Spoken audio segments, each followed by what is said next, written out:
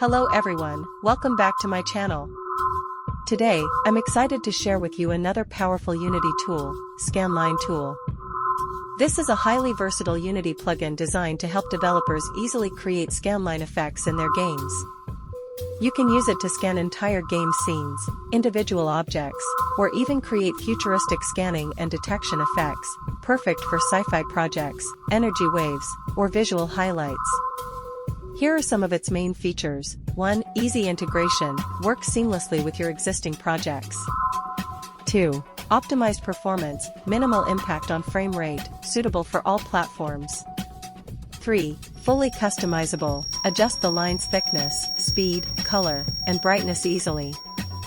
4. Pipeline compatibility, supports URP, HDRP, and the built-in render pipeline. 5. Demo scene included, get started quickly with a ready-to-use example scene. I've added the purchase link for this asset in the video description and the pinned comment below, feel free to check it out.